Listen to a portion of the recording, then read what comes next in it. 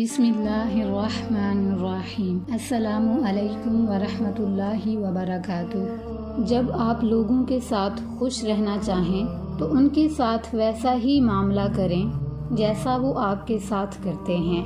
उनकी ताज़ीम में कमी ना करें और उनकी बेइज्जती ना करें। उनके बारे में सोचें जिनसे आपको मोहब्बत है। जिन्हें आप नापसंद करते हैं उन्हें अपनी ज़िंदगी का एक लम्हा न दें, क्योंकि वो आपके और आपके फ़िक्र के बारे में कुछ नहीं जानते। जब आप नतीजा खेज काम में मसरूफ़ रहेंगे तो आसाब ठंडे रहेंगे, नफ्स को सुकून मिलेगा और राहत की फ़िज़ा छा जाएगी।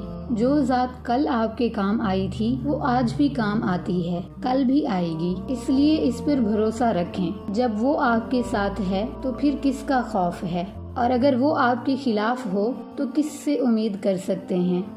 जब कोई मुसीबत लाहक हो उसे बहुत बड़ी न समझें, वो मुसीबत आसान हो जाएगी। उसको जल्द दूर करने की कोशिश करें, क्योंकि तंगी का कर्ब न होता तो राहत की खुशी और उम्मीद भी न होती। जब कोई बहरान दरपेश हो तो याद करें कि कितने बहरान आप पर गुजरे और अल्लाह ने आपको उनसे निजात दी। इससे पता चलेगा कि जिसने पहली बार आफियत दी अब की बार भी देगा।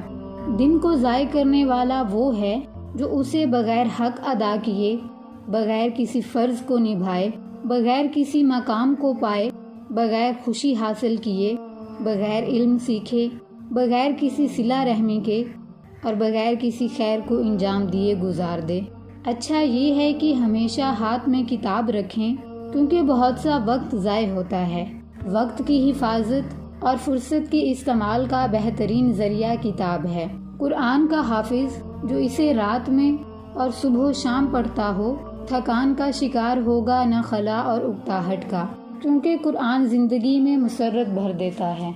कोई फैसला लेने के लिए उसके हर पहलू पर गौर कर लें, फिर इस्तिखारा करें और काबिल एतमाद लोगों से मशवरा करें।